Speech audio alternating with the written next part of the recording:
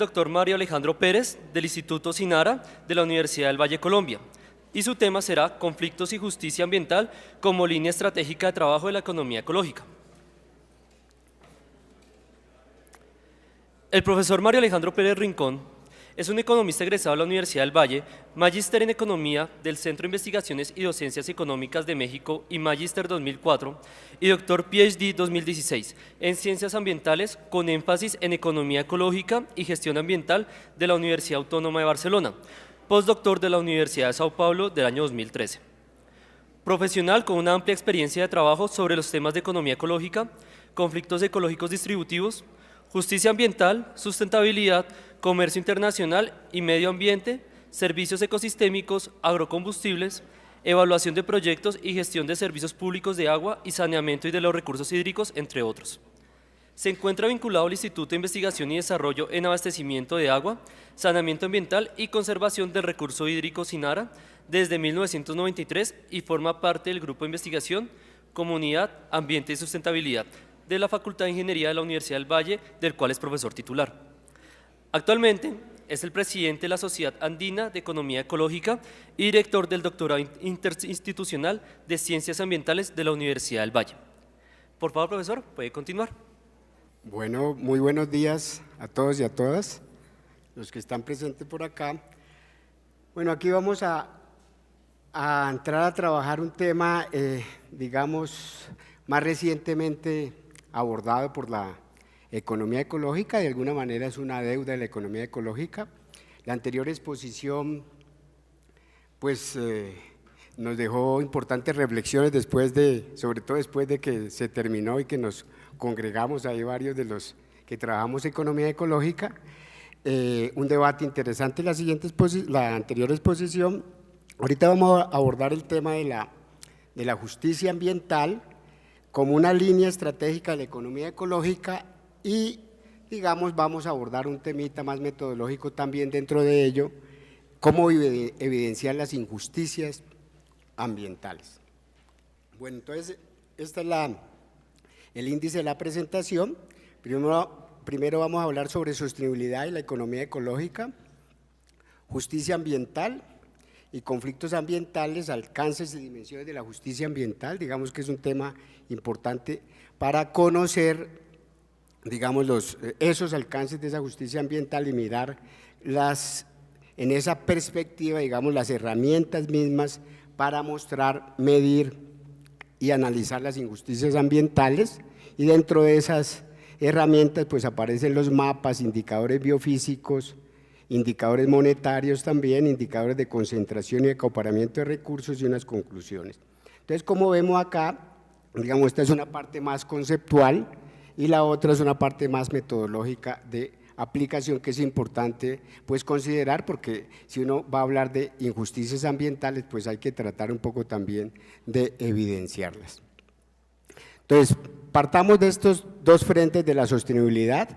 Este frente conocido como, digamos, más conocido, más tradicional, el que más, en forma más, con mayor trayectoria ha trabajado, digamos, no solamente la economía ecológica, sino en general todas las políticas ambientales, el concepto de desarrollo sostenible, etcétera, en parte el concepto de desarrollo sostenible, relacionado con la capacidad de sustentación del ecosistema global, ¿no?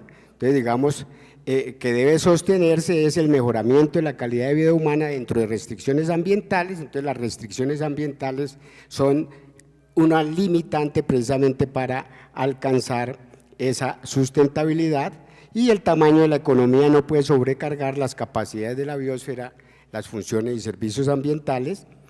Y la otra, digamos, gran frente de la sostenibilidad es la distribución equitativa, que de alguna manera es la que menos se ha abordado. Y esa equidad o distribución equitativa tiene tanto que ver con la equidad intrageneracional, la justa distribución de bienes, servicios, recursos naturales y costos, ¿no?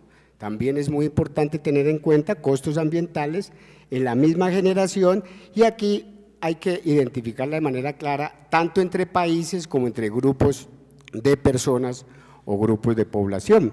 Y la equidad intergeneracional también tiene que ver con la justa distribución de bienes, servicios, recursos naturales y costos ambientales, también igualmente entre países y grupos de personas, pero ya de varias generaciones. En ese sentido, este es lo que tradicionalmente se ha hablado o se ha trabajado alrededor del concepto de sustentabilidad, y este es el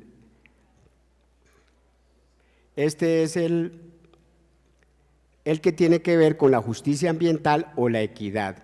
Como vemos aquí, digamos, donde hay mayor tradición, mayor trayectoria de trabajo es en el tema de sustentabilidad, pero vean que hay una relación estrecha entre ambos porque, digamos, aparecen estas preguntas: ¿podemos ser sustentables siendo injustos ambientalmente, o al revés, podemos ser justos ambientalmente sin ser sustentables? Digamos, son temas muy importantes que tienen que ver, y no solamente son unas preguntas que tiene que responder la economía ecológica, sino en general las teorías de la sostenibilidad que quieran abordar todos estos temas. Entonces, como vemos acá, digamos, en general, por ejemplo, la presentación anterior más se focalizó sobre este tema de la sustentación, de la capacidad de soporte de la economía, pero no hay que olvidar, digamos, el tema de la equidad, ¿no? Entonces, de alguna manera, esta presentación se va a focalizar más en el tema de la equidad visto de esta manera.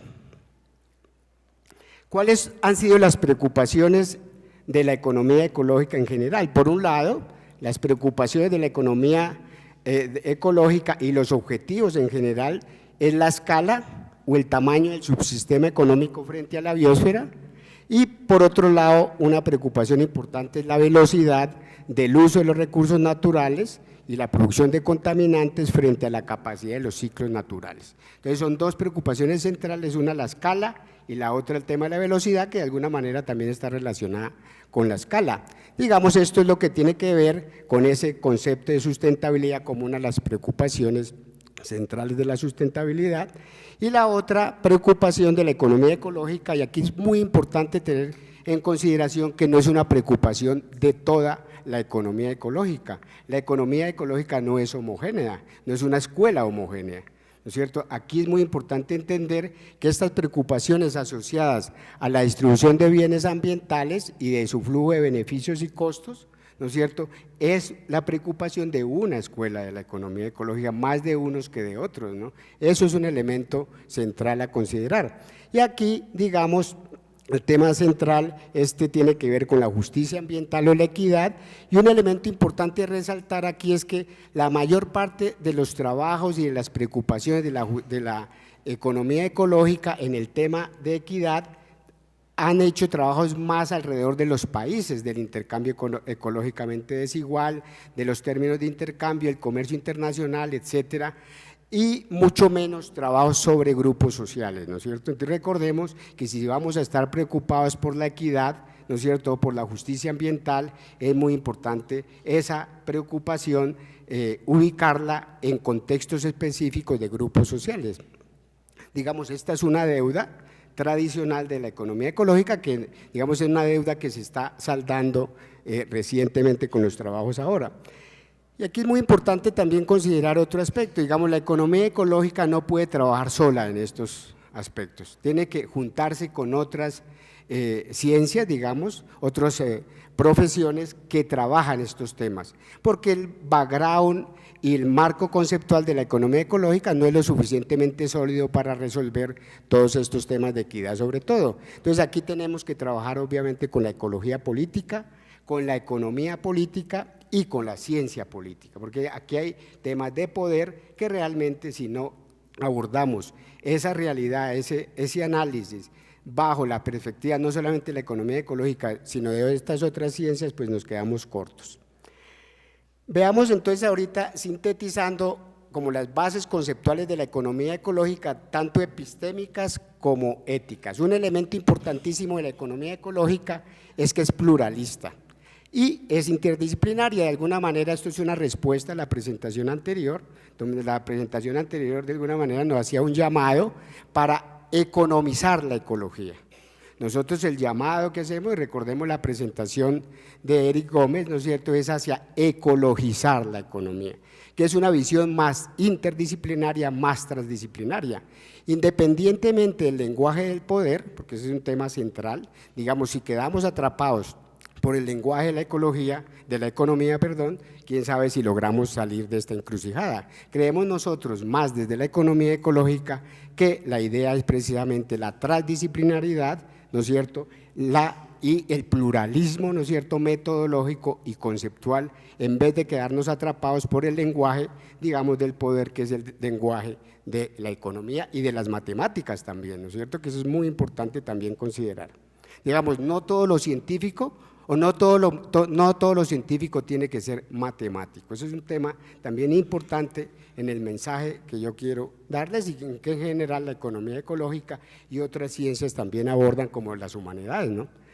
Bueno, recordemos entonces un poco, digamos, una base conceptual de la economía y la ecología, precisamente, por eso decimos el lenguaje de ecologizar la economía. El pensamiento sistémico para nosotros es muy importante como una base conceptual.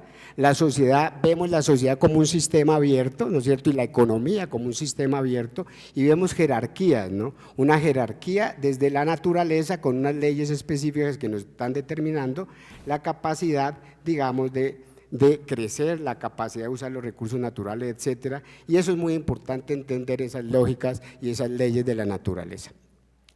El pensamiento complejo para nosotros también es otra base epistemológica, ¿no es cierto?, una realidad multidimensional irreductible, y la incertidumbre. Digamos, ahí cuando hablamos de incertidumbre, también el tema de la matematización, aparecen elementos que limitan, digamos, esa matematización, y aparece como una política central dentro de la economía ecológica el principio de incertidumbre, pero también ahorita me recordaré. Y el otro tema importante que se incorpora allí es el principio de precaución. El principio de precaución en la economía ecológica es un elemento central en el manejo de las políticas, ¿no es cierto? Y el otro tema ahí, el tema de la termodinámica, y aparece nuevamente el tema de los límites y la irreversibilidad. Y centrándonos en lo que estamos trabajando, aparece como una base conceptual, ¿no es cierto?, la ética ambiental. Y la ética ambiental también tenemos que trabajarla en economía ecológica, y no solamente en economía ecológica, sino en todas las ciencias de la sustentabilidad. Hay que trabajar y abordar el tema de la ética ambiental, y esa ética ambiental vista en términos inter e intrageneracionales, individual y colectiva, otros seres vivos y valores plurales, digamos. Ese es un elemento importante, el reconocimiento de los otros, de valores plurales, también es un principio conceptual y ético de la economía ecológica.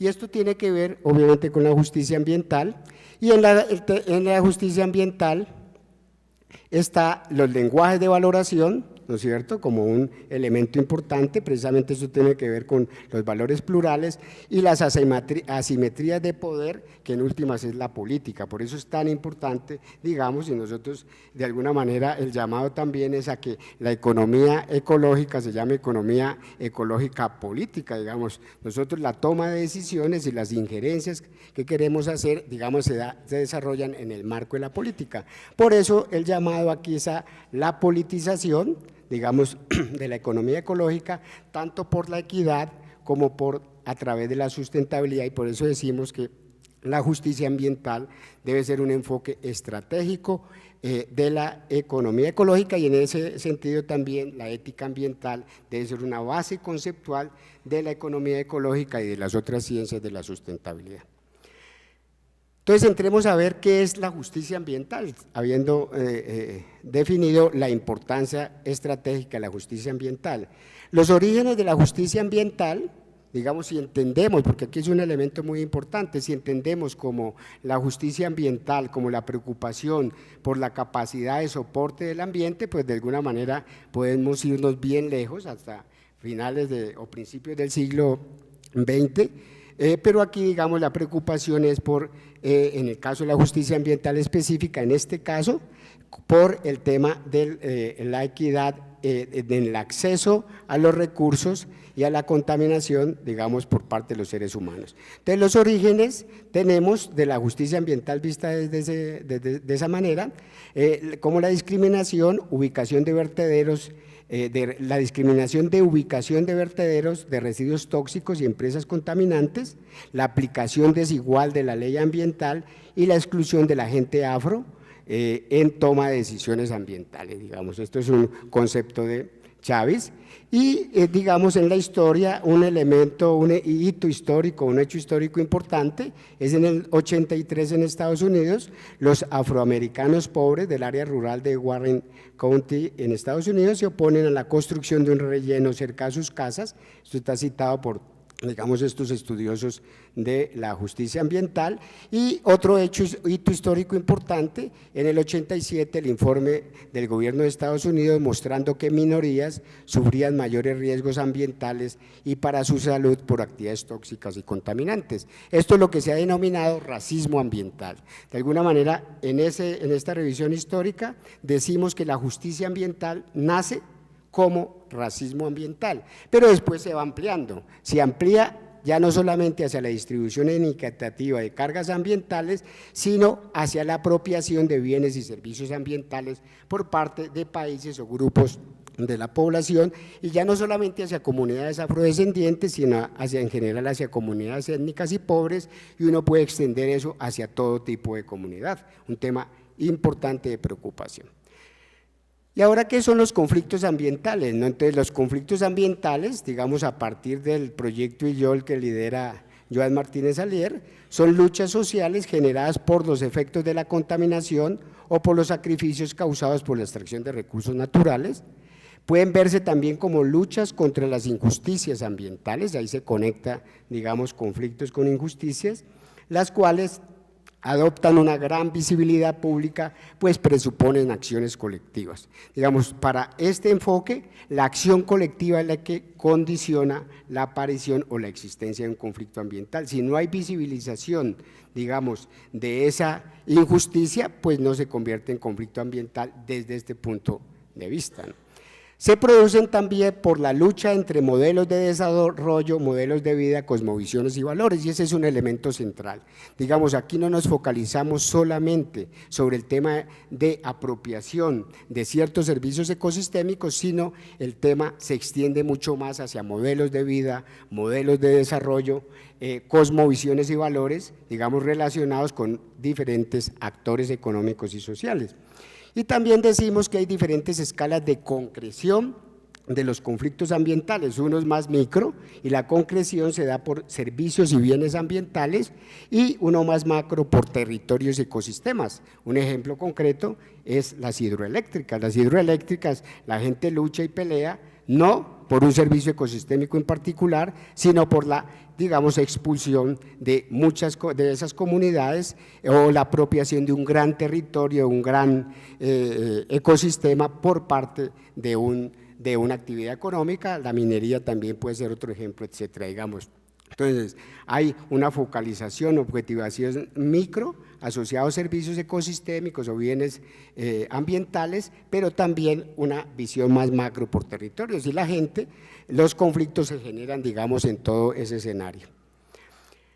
Aquí esta diapositiva también es importante un poco para entender cómo, desde nuestro punto de vista, cómo es el ciclo de formación de los conflictos ambientales, la gestión de las soluciones y las fuerzas transformadoras, porque de una manera nosotros estamos planteando acá, en todo este proyecto que trabajamos en IYOL y otros proyectos que han seguido, digamos, el conflicto también como un agente transformador de las injusticias ambientales y un agente transformador hacia la sustentabilidad. Entonces decimos nosotros que, digamos, el conflicto se genera a través de un impacto ambiental, ese impacto ambiental puede ser presente o futuro, y se relaciona con la apropiación o con la contaminación de un servicio ecosistémico, de un bien ambiental también puede ser, un ecosistema o un territorio de valores, etcétera.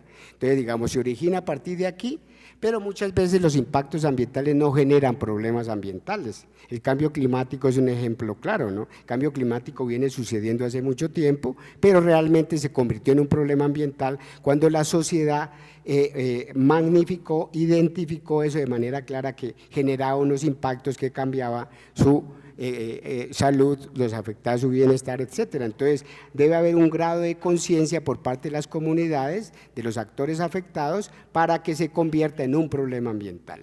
Digamos, el impacto no necesariamente se transforma en un problema ambiental, solamente requiere la conciencia social para que se transforme en problema socioambiental. Y, digamos, tampoco el problema ambiental se convierte inmediatamente en conflicto, sino que requiere la organización social y la acción colectiva. Sin estos elementos, digamos, no se produce el conflicto ambiental desde nuestro punto de vista. Y entonces, en esa lógica, ¿cómo se solucionan los conflictos? O si los conflictos hay que solucionarlos o no. Digamos, en general, el derecho, desde los que trabajan sobre conflictos en derecho, tratan, buena parte de sus objetivos es tratar de resolver los conflictos. De alguna manera, eso es importante, tratar de resolver los conflictos, pero, digamos, ¿cómo se resuelven los conflictos? Pues actuando sobre las causas de los conflictos, actuando sobre los impactos ambientales y sobre los problemas socioambientales. Sin actuar sobre esas dos cosas que son las generadoras del conflicto, pues no se puede resolver el conflicto, o si se resuelve como vamos a ver, de pronto, como vamos a ver, digamos, se resuelven con la desaparición de uno de los actores en el conflicto, o de otras maneras también se resuelven los conflictos. Entonces, en ese sentido, decimos que cuando se actúa sobre estos dos frentes y se resuelven los conflictos, se genera un proceso de transformación hacia la sostenibilidad y hacia la justicia ambiental. Pero hay que profundizar un poco más sobre el alcance de la justicia ambiental, pues para entender también si la economía ecológica aborda esos temas o no los aborda, ¿no es cierto? Que la economía ecológica tampoco lo es todo. Ahora, en la presentación anterior, digamos, se plantea de que la economía ecológica estudia también los aspectos monetarios. Realmente podemos decir que la economía ecológica nos hemos circunscrito básicamente al estudio de las relaciones entre sociedad y naturaleza, y no nos hemos adentrado de manera profunda en el análisis económico propiamente dicho, digamos, y digamos, puede ser eso un vacío, una debilidad de la economía ecológica, o puede ser que esos son sus límites de la economía ecológica, solamente estudiar las relaciones entre sociedad y naturaleza. Entonces, alcances de la justicia ambiental, digamos, cuando se trabaja estos temas de justicia ambiental, se dice que hay 3 alcances de la justicia ambiental: la equidad intergeneracional, ¿no es cierto?, centrada en el bienestar humano en una misma generación, y aquí lo que se pregunta es quiénes se benefician y quiénes pierden, digamos, en la apropiación de ese recurso natural o en la contaminación generada. Entonces, un elemento central en que en general la mayor parte de los que trabajan el tema de justicia ambiental se han concentrado más en la equidad intrageneracional y mucho menos en la equidad intergeneracional, preocupados por las próximas generaciones, que esta tiene que ver de alguna manera con el tema de la sustentabilidad. Cuando hablamos de sustentabilidad, recordemos que es preocupados por las generaciones futuras, ¿no es cierto? Y de alguna manera estamos trabajando en eso, pero en general en ejercicios prácticos nos hemos venido más preocupando por la equidad intrageneracional y obviamente mucho menos por la equidad interespecies, ¿no es cierto? La preocupación reciente de la ética ambiental por los valores intrínsecos reconocidos en las otras especies. Digamos, y esa es una pregunta también para la economía ecológica y en general para la ética ambiental, si debemos abordar también esa preocupación por las otras especies. Y otro aspecto importante son las dimensiones de la justicia ambiental. Digamos, Scholzberg y otros, y Urquidi y Walter han venido trabajando, y otros autores, sobre cuáles son las dimensiones o deben ser las dimensiones de la justicia ambiental, y se habla que tiene 3 dimensiones: sobre la distribución de los bienes y servicios ambientales, pero también de los beneficios e ingresos económicos generados, ¿no es cierto?, por la apropiación de ese recurso natural o ese bien ambiental, y de los impactos ambientales. Digamos, buena parte de las preocupaciones más han estado sobre estos aspectos, pero hay otro elemento importante de justicia ambiental que es el reconocimiento a qué, a la cultura, a culturas diferentes, a los derechos territoriales de otras comunidades, de todas las comunidades, los medios de sustento y a la cosmovisión, que en últimas son las ontologías de las comunidades, ¿no es cierto?, que son los valores intrínsecos, y aquí señalamos que en últimas el respeto a reconocer lo otro, a reconocer la diferencia, es la base de las otras justicias o de las otras injusticias. Y finalmente, digamos, la participación, los procesos de toma de decisiones y procedimientos legales equitativos y justos para, digamos, los marcos legales, marcos normativos y las actuaciones para acceder a los recursos naturales y a los bienes ambientales, que se ha venido trabajando, digamos, un elemento importante que se ha hecho más énfasis en la equidad intergeneracional, como ya dijimos, y el tema central es cómo medir, porque vamos a entrar a mirar esos aspectos, cómo medir estos aspectos, qué y dónde medir. Un elemento central, digamos, de la economía ecológica es que no todo se puede medir, ¿no es cierto?, no todas las cosas se pueden medir, ese es un vacío que se tiene no de la economía ecológica, sino de la realidad misma, ¿no es cierto?, que no todo se puede medir, y digamos, y en lo que se puede medir, debemos medir en la distribución, en la participación y en la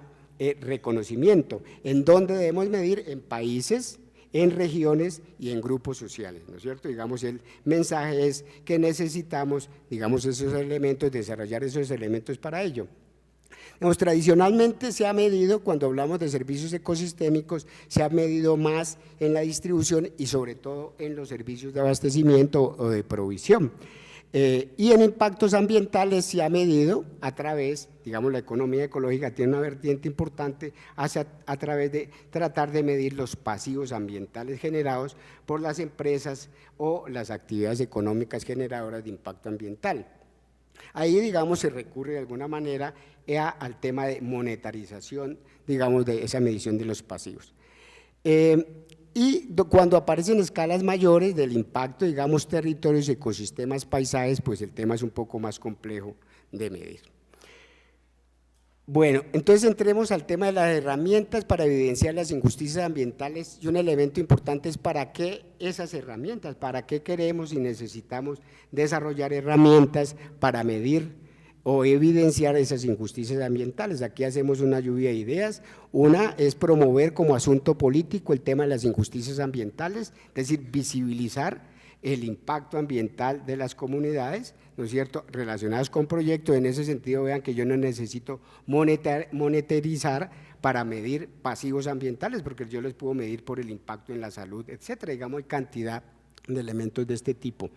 Visibilizar las injusticias ambientales y las inequidades de apropiación de la naturaleza, ¿no es cierto? Mostrar el lado oculto de los proyectos de desarrollo. Recordemos que el desarrollo se ve solamente un lado de la moneda, no se ve el otro lado de la moneda, y aquí los pasivos ambientales y los pasivos sociales son importantes evidenciarlos, y ese es un propósito también central. Cuantificar pasivos ambientales como estrategia de resistencia jurídica de denuncia y movilización. Digamos, esa cuantificación de pasivos ambientales, como vamos a ver también, ha sido utilizada en forma importante a niveles jurídicos y obviamente de denuncia y movilización por parte de las comunidades. Fortalecer y empoderar a los movimientos sociales de justicia ambiental para su resistencia, da elementos para ello, contribuye a ello también. Denunciar y mostrar los actores generadores de injusticias ambientales y sus redes de poder a nivel nacional e internacional, que es muy importante mostrar cuáles son los actores generadores de impacto ambiental. Digamos, no son abstractos, no son entes abstractos, sino son entes jurídicos y algunas veces personas naturales o gobiernos, ¿no es cierto? Entonces es muy importante ese aspecto allí.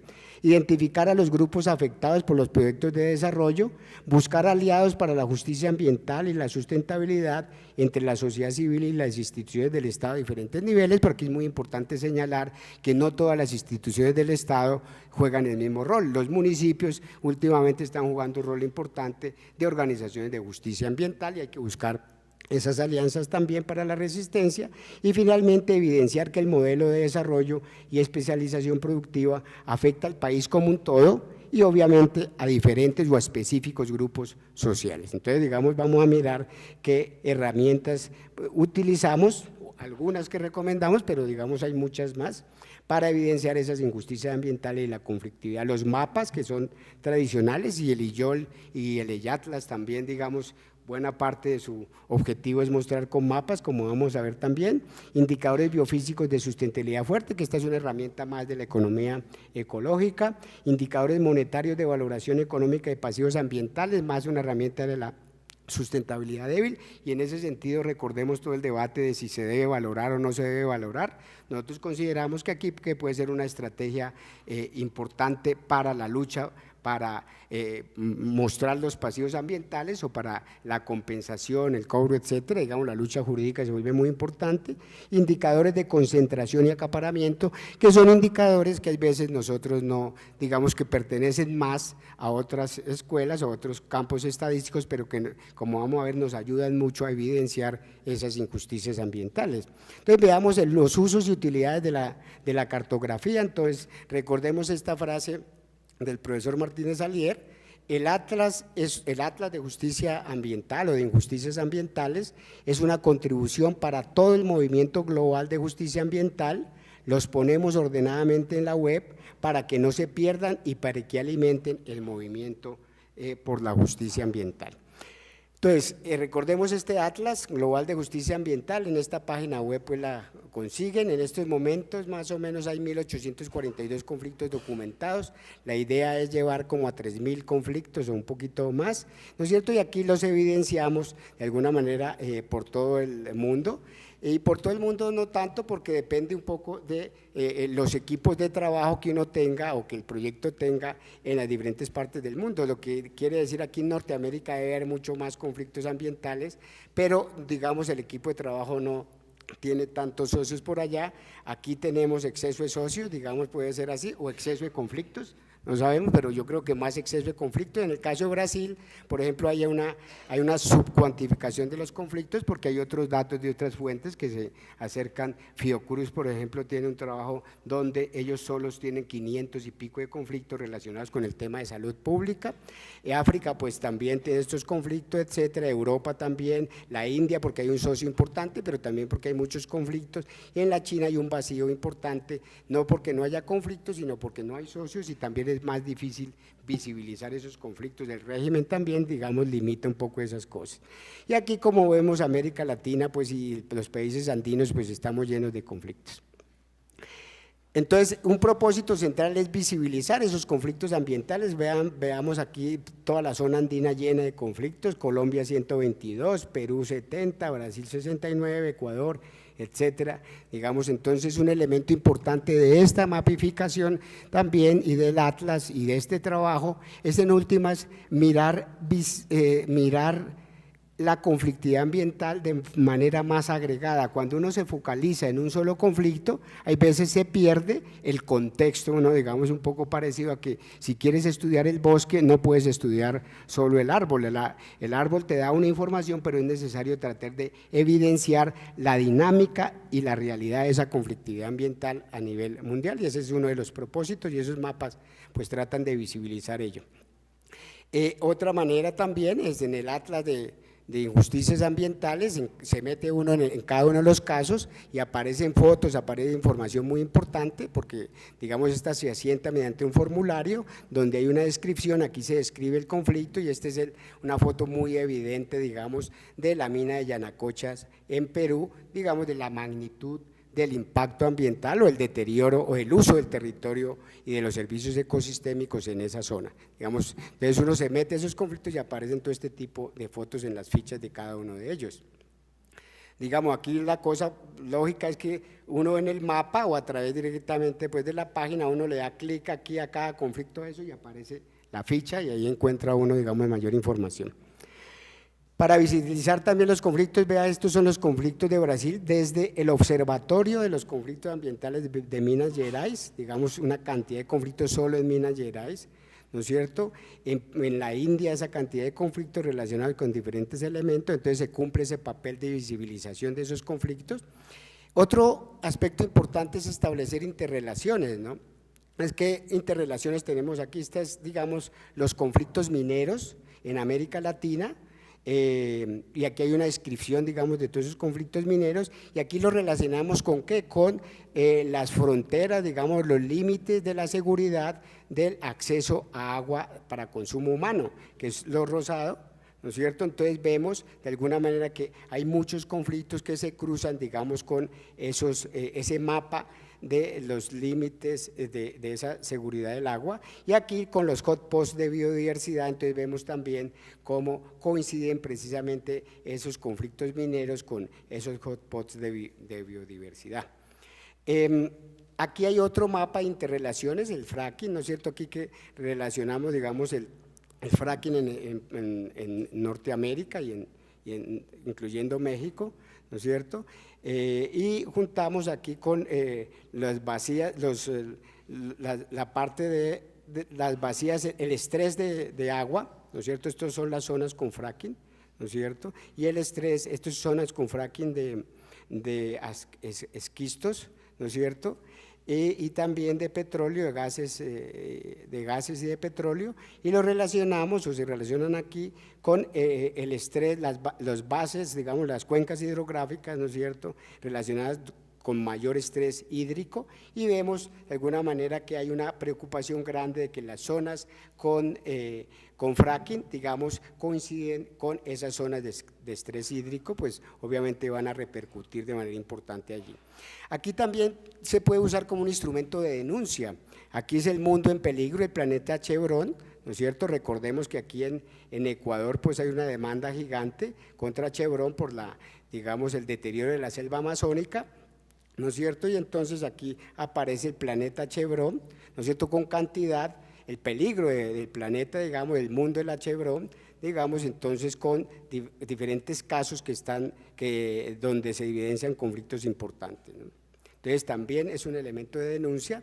Para ver escenarios futuros, aquí las hidroeléctricas vinculadas al proyecto IRSA en la Amazonía, en la zona, digamos, de la zona andina, ¿no es cierto? Aquí son hidroeléctricas existentes y aquí planeadas, mostrando precisamente toda esa cantidad de hidroeléctricas que se quieren planear para, de alguna manera, generar energía, abastecer de agua toda esta zona de aquí, donde hay una dinámica de cultivos para exportación en los diferentes países, ¿no? Entonces, hay temas importantes relacionados con esos aspectos para ver escenarios de futuro también sirve, y un elemento importante es los análisis de redes, ¿no es cierto?, que nos muestran, digamos, todas las redes de los diferentes empresas generadoras de conflictos transnacionales, entonces con diferentes mismas empresas o sectores económicos o con instituciones del Estado, etcétera. Entonces, este es un trabajo que puede ser importante para evidenciar esas relaciones, digamos, de este tipo de empresas generadoras de impacto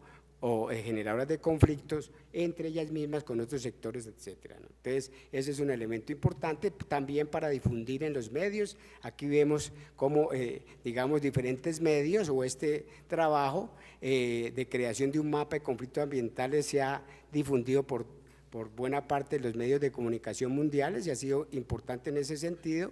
Aquí Perú en el top 10 de los países con más conflictos ambientales, Colombia primero en conflictos ecológicos en Latinoamérica, eso mapa inédito coloca a Brasil en tercer lugar de conflictos ambientales. Entonces, digamos, permite esa difusión y esa visibilización y se cumple uno de esos objetivos. Aquí el caso de Colombia, digamos, después de haber sacado los primeros resultados de estos mapas, pues esto se generó bastante escándalo, digámoslo así, ante la opinión pública y se cumple con ese propósito central, digamos, de estos mapas. Ahora miremos indicadores biofísicos de sustentabilidad. Digamos, aquí son indicadores de presión de la actividad económica sobre el ambiente, tienen más desarrollos para medir injusticias ambientales a nivel agregado, digamos, la mayor parte de estos indicadores se han usado para más medir la presión ambiental y las inequidades más a nivel agregado, ¿no es cierto?, que a nivel local o a nivel de grupos económicos, pero también sirven. Recordemos que esos indicadores de sustentabilidad fuertes son, por ejemplo, la HAM, que es la apropiación humana de energía primaria neta, el análisis de flujo de materiales, el agua virtual y la huella hídrica, la huella ecológica, etcétera, todos esos indicadores agregados de sustentabilidad. Entonces, miremos aquí cómo se han usado esos indicadores. Entonces, veamos la huella la huella ecológica son injusticias ambientales globales. Entonces este es el promedio disponible de la huella ecológica por habitante y encontramos que el promedio utilizado es mucho más de lo disponible. Entonces aquí nos está evidenciando una fuerte presión del modelo de vida sobre el espacio natural y la capacidad, digamos, de la naturaleza, pero aquí nos está mostrando precisamente las inequidades, ¿no es cierto? Estos países, que son los países más ricos, se llevan casi toda la apropiación, digamos, de huella ecológica frente a estos países. Entonces, de alguna manera aquí se está evidenciando una equidad a nivel agregado de los países por la apropiación, digamos, de recursos ambientales de la tierra. Aquí hay otro análisis de flujo de materiales. Este es el balance comercial biofísico de Colombia. El balance comercial biofísico son las importaciones biofísicas, o sea, en toneladas de Colombia, menos las exportaciones. Entonces lo que nos muestra aquí básicamente es que la mayor parte del tiempo, y sobre todo aquí desde el 84, nosotros exportamos mucho más combustibles fósiles, minerales metálicos, minerales no metálicos, biomasa, o sea, materiales, que lo que importamos. Entonces, de alguna manera nos está dejando un pasivo ambiental, digamos, que es creciente por el proceso de reprimarización de nuestra economía, y podemos concluir ahí sobre esta gráfica que hay un saldo, ese saldo agregado, cuando uno suma todos estos déficits biofísicos, nos muestra una deuda ambiental creciente que el resto del mundo tiene con Colombia, que equivale en términos de toneladas a 1.581 millones de toneladas de deuda ambiental histórica a lo largo de este periodo, y un patrón desigual del comercio. O sea, de alguna manera nosotros exportamos más bienes ricos o intensivos en naturaleza que los que importamos, y obviamente se genera ese pasivo, esa deuda ambiental. Veamos en términos de agua, ¿no? En términos de agua, este es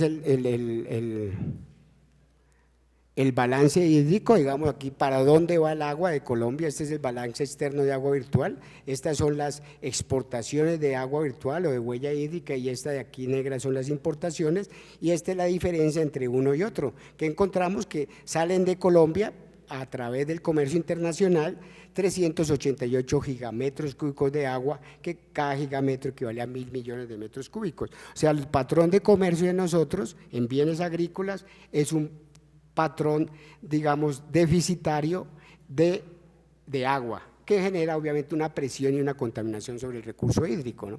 Y aquí, digamos, ese patrón de comercio no es un patrón general, pero digamos se focaliza o se objetiviza en territorios específicos, no es abstracto, digamos, tiene uno que buscar la manera de objetivizarlo. Y aquí hay un ejemplo importante en el caso del río Bolo en el Valle del Cauca, de lo global a lo local. Por eso decimos presiones hídricas en una cuenca hidrográfica, y entonces encontramos que esta es la demanda de agua asociada. ¿Por qué crece tanto la demanda de agua? Porque esa zona, digamos, se dinamiza el cultivo de caña de azúcar, y queda más o menos el 95% del territorio cultivable con caña de azúcar, que es una usuaria intensiva de agua y obviamente que demanda mucha agua frente a esta oferta hídrica promedio, ¿no es cierto?, lo que genera un déficit importante. Y vean que el caudal ambiental está también, ¿cierto?, afectado. O sea, el patrón de comercio internacional que promueve procesos de especialización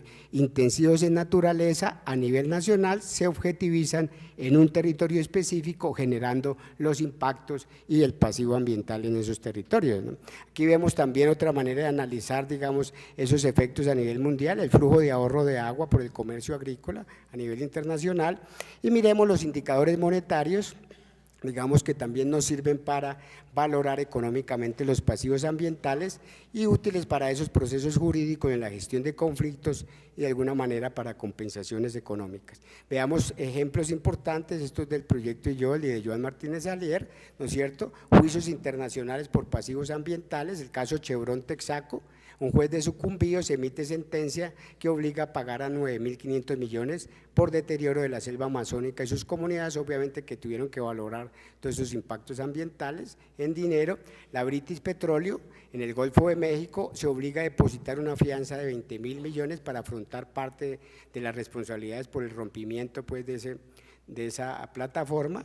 Dow Chemical en pagó 5 millones por esterilidad de trabajadores bananeros por nematicidas que contenían DBSP en Nicaragua y Honduras. Aquí la pregunta es si está compensando perfectamente, digamos, tantos X trabajadores que les tocó al final como de a $5.000, digamos, por el efecto de la esterilidad que les generó a una población joven. Y en el delta del Níger, en Nigeria, sentencia de la Shell por contaminación desde 1960 por 5 millones. Aquí hay un ejemplo muy interesante, con fuente de una compañera nuestra, digamos que está haciendo su doctorado en Economía Ecológica en la Autónoma de Barcelona, Andrea Cardoso, ¿no es cierto?, que nos muestra, digamos, los pasivos socioambientales de extraer 1 tonelada de carbón para exportar, ¿no es cierto? Esto es con valoración económica, digamos, de diferentes aspectos valorados, y nos muestra que por tonelada son 110 dólares por tonelada en un escenario mínimo y $161 por tonelada en un escenario máximo, son los costos o pasivos ambientales, pero eso debemos compararlo con los precios, ¿no es cierto? Y los precios, digamos, para el 2015 fueron de $68, o sea, hay un pasivo gigante que no es compensado de ninguna manera. Y la pregunta es si vale la pena exportar ese carbón o no vale la pena. Digamos, desde este punto de vista, digamos, uno podría decir que no vale la pena esa exportación. Indicadores de concentración y acaparamiento de recursos. La concentración de la tierra es el indicador de mayor tradición en ese aspecto, pero tierra sin agua no tiene sentido, tierra para cultivar y en general todo tipo de tierra sin agua no tiene sentido, digamos, son dos servicios o bienes ambientales absolutamente necesarios uno del otro, y es importante en ese sentido no solamente conocer la concentración de la tierra que es tradicional, sino conocer la concentración de las asignaciones de agua. Entonces ahí los indicadores de concentración de los recursos como el índice de Gini se vuelven importantes para entender ese grado de acaparamiento. Y aquí también la distribución de propiedad por rangos, tierra y agua, asignaciones de agua por tipo de cultivo que vamos a mostrar muy rápidamente. Aquí hay digamos, lo que es tradicional en general es el tema de la distribución de la tierra rural en Colombia y parte de, digamos, de los acuerdos de paz es también digamos, no se cuestiona la propiedad privada, sino se cuestiona la propiedad privada de la tierra en pocas manos, que ese es el tema central, digamos, poca gente dueña de toda la tierra. Eso, digamos, el acuerdo de paz tienen un propósito también de democratizar parte de esa tierra disponible, aunque realmente se hablaba más de frontera agrícola expandida para distribuirla entre campesinos, ¿no es cierto? Entonces, aquí lo que nos muestra es la mediana propiedad o la pequeña propiedad concentra el 20.7% de la tierra y la gran propiedad el 72.1% de la tierra, y este es el índice de Gini, cómo ha venido incrementándose. Vamos, recordemos que más cerca a 1 o a 100 es más concentrado y este índice de Gini en el 96 es del de 88%. Miremos ahorita sí un tema que es muy importante, esto es un trabajo que se ha hecho una compañera allí pues, que trabaja algunas veces con Sinara, digamos, Roa García y Brown hacen este trabajo para Colombia que es muy importante, y yo hago un llamado a que trabajemos en estos aspectos en términos de equidad en el acceso del agua. Esta es la distribución de las concesiones de agua en Colombia. Aquí encontramos que estas son el porcentaje de concesiones, el 46% de las concesiones digamos se apropian o se les concede el 1.2% del agua, y cuando miramos el 15.6% de las concesiones se quedan con el 85.5% del agua, o sea, una absoluta concentración de la propiedad del agua o de los derechos de agua en pocas manos. Veamos aquí las concesiones y volúmenes de agua por sector en Colombia. Digamos, en agricultura el 58% de las concesiones más o menos se distribuye el 58% del agua. En usos domésticos, aquí dentro de esta parte pues hay un grado de concentración gigante, aquí no se está midiendo eso sino por sectores económicos. En doméstico el 32% de las concesiones acaparan, digamos, el 16% del agua. En comercio e industria no hay problema, pero vean las hidroeléctricas, tienen menos del 1% de las concesiones y concentran el 21% de toda el agua asignada. Y aquí está el índice, el Gini del agua por concesión y beneficiario, nos muestra, digamos, que el 80%, digamos, de las concesiones concentran, digamos, como el 12% del agua, y por el contrario, digamos, poquitas concesiones, 5% de las concesiones, digamos, se concentran casi el 60% del agua. Veamos la relación entre Gini de la tierra y agua por propietario y beneficiario y vean la correlación tan estrecha. Este es el índice de Gini, digamos, de las concesiones de agua y el índice de Gini de la propiedad de la tierra y vemos que coinciden absolutamente de manera clara. O sea, los que mayores propietarios de la tierra son los mayores propietarios o los mayores acaparadores de agua en estos departamentos aquí. Y miremos concentración y equidad de la asignación del agua y el coeficiente de Gini. Para el agua general el coeficiente de Gini es de 0,92, para el Gini de agua sin generación eléctrica el 90% y el Gini de agua agrícola el 86%, mostrando precisamente también esa concentración del agua. Y distribución de asignaciones de agua por usos en el Valle del Cauca, vemos como en el Valle del Cauca el agua superficial, el 64% es para caña de azúcar y en el agua subterránea el 88%, hay un acaparamiento absoluto del agua en el Valle del Cauca por parte del sector cañero. Como conclusiones, entonces, para finalizar, la preocupación tradicional de la economía ecológica ha sido el tamaño de la escala económica. Ello cuestiona el modelo civilizatorio basado en el crecimiento económico al infinito, el individualismo y el consumismo. Por eso nosotros planteamos, digamos, una transformación civilizatoria como la única salida, digamos, al modelo, no, digamos, dentro de la discusión de la presentación anterior, que la presentación anterior se focalizaba, digamos, el mensaje central era economizar la ecología, nuestro mensaje en la economía ecológica es ecologizar la economía. Son dos mensajes absolutamente distintos. Ahora hay nuevas vertientes preocupadas por el tema distributivo. Ellos recuperan la equidad como objeto de estudio y la acerca a la ecología política y a la economía política. Este enfoque es estratégico para fortalecer la politización de las relaciones sociedad-naturaleza en la búsqueda de la sustentabilidad y la justicia ambiental. Para la justicia ambiental es necesario el desarrollo de herramientas que permitan su visibilización en la sociedad.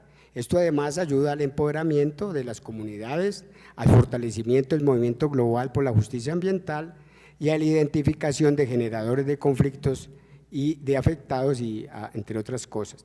Los mapas e indicadores biofísicos, monetarios y de concentración ayudan a entender la escala de acaparamiento de los bienes ambientales y del impacto ambiental también, pero de todas maneras es necesario el desarrollo de nuevas herramientas de justicia ambiental para mirar los temas de participación y reconocimiento, para identificar la medición de las cargas ambientales sobre grupos específicos de población, porque en general cuando se trabaja sobre cargas ambientales se trabaja sobre toda la población y no por grupos etarios o grupos digamos de diferentes niveles socioeconómicos, y también muy importante con enfoque de género y con enfoque de estudios étnicos. Y con esto muchas gracias por su atención, pero antes de que digamos… Los invitamos a todos a afiliarse a la Sociedad Andina de Economía Ecológica, que estamos trabajando sobre todos estos temas, y para los que están interesados pues pueden escribir a este correo. Muchas gracias.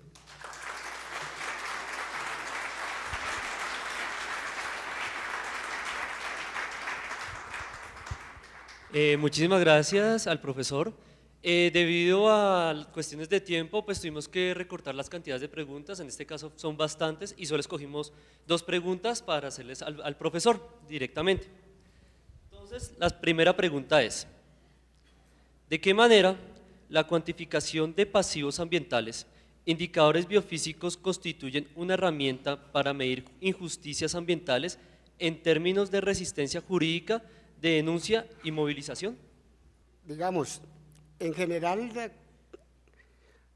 cuando vemos, por ejemplo, el mapa de injusticias ambientales de Colombia y detallamos mucho más los mecanismos de resistencia de las comunidades, ¿no es cierto? Uno que encuentra, digamos, las comunidades buscando, cosa que la presentaré en la presentación de por la tarde, buscando cómo acceder a la justicia ambiental. Entonces, dentro de las herramientas o estrategias de resistencia, una herramienta que es muy utilizada es el tema jurídico, ¿no es cierto? Y el tema jurídico requiere de alguna manera de procesos que evidencien esos impactos ambientales, esas injusticias ambientales. Incluso hay un foco de trabajo, digamos, dentro de estos aspectos que se llama criminología verde, ¿cierto? Y la criminología verde no es otra cosa que desarrollar herramientas de criminología, porque aquí hay en los delitos ambientales o los impactos ambientales, hay temas de afectación, de diferente tipo de afectación en las comunidades, pero hay que mostrar de manera evidente, como en la criminología, digamos, el criminal, el asesino, las armas con que asesinó digamos, a las personas o las afectó y a la víctima y cómo las afecta, ¿no es cierto? Entonces, de alguna manera, estos esquemas de criminología verde lo que tratan es de desarrollar un proceso que les permita a los afectados de alguna manera acceder a la justicia ambiental a partir, digamos, de esas herramientas de la criminología y la justicia. Cuando uno ve, por ejemplo, en la mayor parte de los casos de inventariados aquí en América Latina, en los países andinos, dentro de hay unos aspectos que llaman triunfos de la justicia ambiental. Un triunfo de la justicia ambiental es cuando la comunidad en su resistencia, en sus estrategias de resistencia logra parar los proyectos, o sea, los proyectos no siguen, ¿cierto? Entonces, cuando uno ve por qué razón no siguen los proyectos, muchas de las razones es porque ha habido un proceso jurídico, ¿no es cierto?, que ha parado los proyectos, y ese proceso jurídico, cuando uno lo examina, hay muchos elementos que han permitido hacer visibilizar al juez de que hay unas injusticias o unos impactos con las comunidades. Entonces, en la medida en que en la lucha de las comunidades se logre evidenciar eso con datos de este tipo o con otro tipo de datos, ¿no es cierto?, es mucho más factible acceder a la justicia ambiental a través, digamos, de los procesos jurídicos. No siempre se accede a través de los procesos jurídicos, ¿no?, sino también a través, digamos, de la movilización, porque también en los casos de triunfos de justicia ambientales, muchos han logrado el triunfo porque se ha alcanzado altos niveles de movilización social, ¿no? Entonces, de alguna manera, eso genera lo que se ha llamado también como productividades en el conflicto, y es que hacen cambios institucionales o legales que se adecúan, digamos, a esa presión de las comunidades. Ejemplos concretos, lo de Santurbán, ¿no? En Santurbán se generó un movimiento social importante y como parte de ese movimiento social, ¿no es cierto?, comenzaron a delimitarse los páramos, y la delimitación de páramos de alguna manera es una estrategia de justicia ambiental para un grupo de población que se siente afectado por la actividad minera en los páramos, ¿no? Entonces, digamos, se van generando todo tipo de estrategias, y indudablemente que este tipo de herramientas y otras ayudan a visibilizar esos aspectos, a empoderar a la comunidad, a empoderar a los tomadores de decisiones como los jueces, ¿no es cierto? De alguna manera, los que trabajamos en estos temas de conflictos de ambiente decimos que la mejor institución defensora de la sustentabilidad y la justicia ambiental no es el Ministerio del Ambiente, ¿no?, sino la Corte Constitucional, ¿no? Entonces, realmente esa es una herramienta importante. La última pregunta es: ¿nota con preocupación que las injusticias ambientales se han vuelto bandera usada por las políticas para lograr indignación y adeptos? La pregunta es: ¿cuáles serían los mecanismos para garantizar y comprobar la existencia real del conflicto o injusticia ambiental sin que se permeen por la indignación oportunista? No entendí. Otra. Repito la pregunta. ¿Cuáles? ¿Cuáles serían los mecanismos para garantizar y comprobar la existencia real del conflicto o injusticia ambiental sin que se permeen por la indignación oportunista? Ya, de alguna manera lo que esta pregunta recoge de alguna manera como la visión de cierta parte del Estado, ¿no? Recordemos que en toda esta lucha del nivel nacional frente al nivel local, porque aquí hay un conflicto, muchos de estos conflictos son enfrentamientos entre el nivel nacional que considera, ¿no es cierto?, que su propósito es el bienestar de todos los colombianos y el nivel local, que lo considera en ese sentido como el bien, como los particulares, digámoslo así. Y en esta lógica, digamos, muchos de los agentes del Estado y de alto nivel, ¿no es cierto?, ministros, etcétera, han dicho o dicen que todos estos conflictos son oportunismos de las comunidades, ¿no es cierto?, que aprovechan para, por ejemplo, van a construir una carretera, está el ejemplo de la construcción de la red de energía eléctrica, para ampliar la red de energía eléctrica entre Cali, entre el Valle del Cauca y Buenaventura, y entonces la red de energía eléctrica pasa por determinadas comunidades, y cuando hicieron el censo, la primera vez habían unas, y ahorita la segunda vez dicen que hay más comunidades, entonces están pidiendo más compensación, y es lo que ellos llaman de alguna manera como el oportunismo. Y eso pueda que eso pase, pero en general usan esa estrategia para desconocer los reales intereses y afectaciones de esas comunidades, ¿no? La mayor parte de los conflictos que nosotros identificamos no son comunidades inventadas, ¿no? Son comunidades reales que existen allí y no son proyectos inventados, ¿no es cierto? Son proyectos reales que existen, que tienen, digamos, unos intereses particulares, unas empresas que los respaldan, unas instituciones que los respaldan frente a unas comunidades que son reales. Son tan reales esas comunidades, ¿no es cierto?, que muchos de los grupos humanos de resistencia, pues son tan reales que los terminan o desapareciendo o asesinando, ¿no es cierto? Entonces, digamos, esos que han asesinado, ¿no es cierto?, no son inventados tampoco, o también pueden decir que aparecieron ahí de la noche a la mañana, ¿no? De alguna manera, este es un argumento que siempre se utiliza para desacreditar a estos movimientos de justicia ambiental, que en buena parte, y si no todos los que identificamos allí, son reales, grupos humanos reales que ofrecen resistencia frente a proyectos reales.